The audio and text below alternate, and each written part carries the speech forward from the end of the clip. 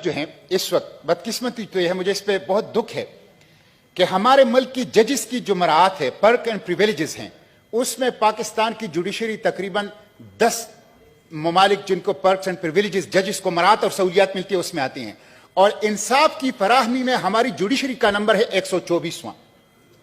मुझे हैरत होती है, ये अफसोस की बात यह है कि जजेस की मराहत और सहूलियात में पाकिस्तान 5 और 10 पहले 10 ममालिक पे है दुनिया में, और इंसाफ की फराहमी में पाकिस्तान 124वीं नंबर पे है।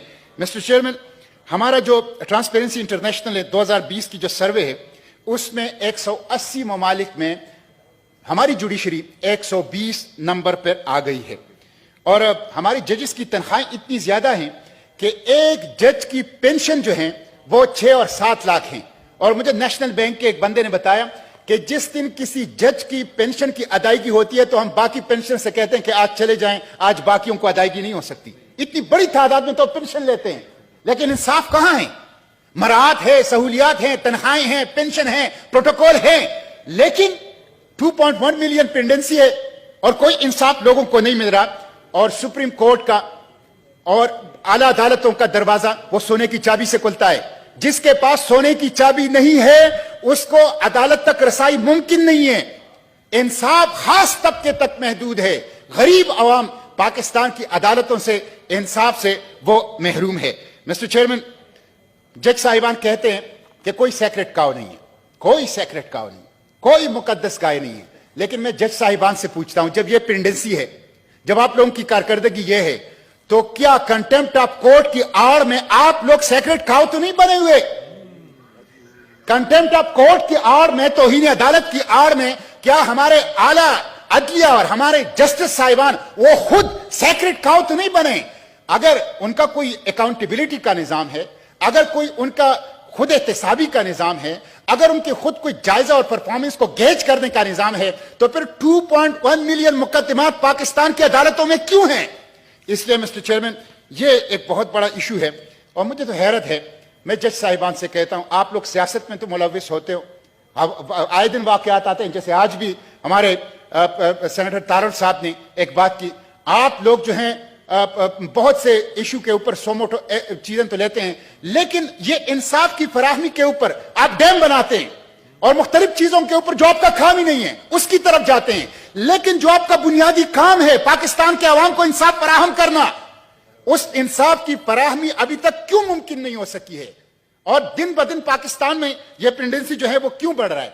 कौन सा माफिया है जिसको अदालतों ने पकड़ा है? आप पानामा पेपर्स का, आप पेंडोरा पेपर्स का, आप चीनी माफिया का, आप पेट्रोल माफिया का, आप इस तरह की माफिया को देख के कौन सा माफिया है जिसको हमारे अदालतों ने एक्सपोज किया है, जिनके एहतसाब किया है और जिनको जो जुल्म उन्होंने आवाम के साथ किया है उनका उनके साथ हिसाब किताब हुआ है। इसलिए मिस्टर चेयरमैन, ये एक बहुत बड़ा इशू है और हमें इस हाउस को इसके ऊपर मैं कुछ तजावीज़ भी देता हूं। जैसे कि मैं हर चीज़, एक तो ये है कि ये जो खाली असामियां हैं इसको पूरी तौर पर पुर किया जाए, फौरी तौर पर पुर किया जाए। 10 मिनट मुझे बोलने का मेरे ख्याल में हक है अपने मोशन के ऊपर। प्लीज आप बोलें जी, प्लीज। ठीक है, तो मैं ये अर्ज कर रहा हूं कि जो खाली पोस्ट पड़ी हैं जजेस की तकरीबन 1048, एक तो इसको पुर किया जाए और जजेस की तादाद बढ़ाई जाए। जजेस की तनख्वाहों को आधा करके उनसे आधे नए जजेस भर्ती किए जाए।